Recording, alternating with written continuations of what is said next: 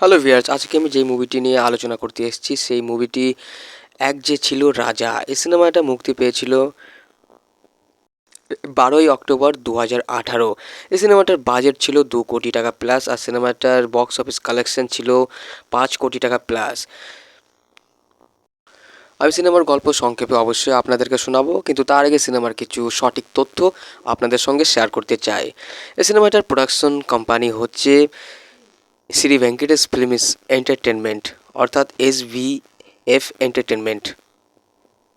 এই মুভিটার সঙ্গীত দিয়েছিল ইন্দ্রদীপ দাশগুপ্ত। মুভিটা ডিস্ট্রিবিউট করেছিল SVF এন্টারটেনমেন্ট। মুভিতে অভিনয় করতে দেখা গিয়েছিল যিশু সেনগুপ্তকে, জয়া আহসানকে, অনির্বাণ ভট্টাচার্যকে ও আরও অনেককে। সিনেমার গল্প হচ্ছে একটা রাজার জীবনের গল্প। হচ্ছে এক রাজা, সে তার রাজত্বে বেশ থাকে, তার ইচ্ছা মতো সে চলতে থাকে।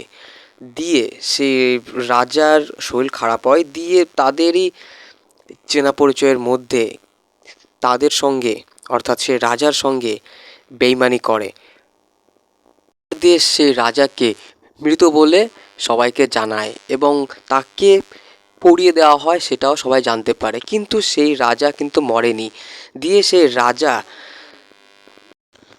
নাগা সন্ন্যাসীদের হাতে পড়ে যায়, আর তারা সেই রাজাকে কিন্তু তাদের কাছে রেখে দেয় এবং তাদের দলে তাকে যুক্ত করে নেয়। আর সেই রাজা, সে কিন্তু ওদের সঙ্গেই মিশে যায়, ওদের সঙ্গেই চলতে থাকে। তো সে রাজা হচ্ছে যিশু সেনগুপ্ত, যার ক্যারেক্টার নাম হচ্ছে মহেন্দ্র কুমার চৌধুরী। দিয়ে সে পরে নাগা সন্ন্যাসী হয়।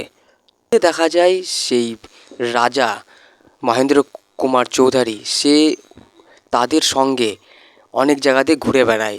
দিয়ে ঘুরে বেড়াতে বেড়াতে সেই রাজা, সে কিন্তু অসুস্থ হয়ে পড়ে এবং তাদের মধ্যে একজন বলে যে তুমি এখান থেকে চলে যাও তোমার সেই রাজত্বে।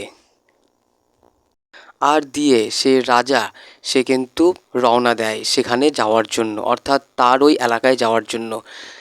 আর দিয়ে সে তার বাড়ি যায়, কিন্তু সে কিন্তু আগের মতো মানুষ ছিল না, সে কিন্তু অন্যরকম একটা মানুষ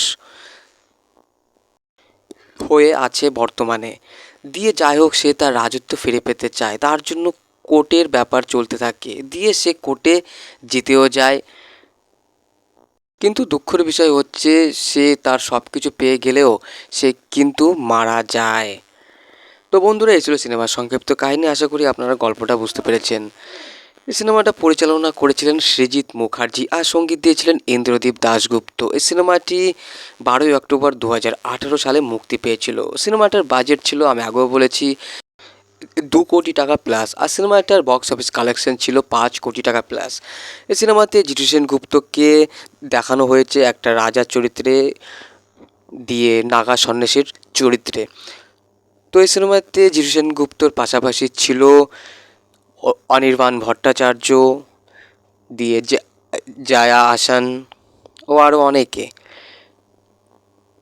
এই মুভিতে প্রত্যেকটা ক্যারেক্টারের অভিনয় ছিল আমার মনে হয় ঠিকঠাক। তো যিশু সেনগুপ্তকে দুরকম চরিত্রে সিনেমাতে দেখানো হয়েছে, একটা নাগা সন্ন্যাসীর চরিত্রে আর একটা রাজার চরিত্রে।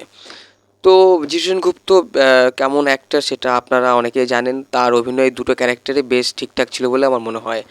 এই সিনেমাতে অনির্বাণ ভট্টাচার্যকে দেখানো হয়েছে, তারও অভিনয় ঠিকঠাক ছিল বলে আমার মনে হয়। এই মুভিটা ডিস্ট্রিবিউট করেছিল SVF এন্টারটেনমেন্ট। এই সিনেমাটার প্রোডাকশন কোম্পানি হচ্ছে SVF এন্টারটেনমেন্ট।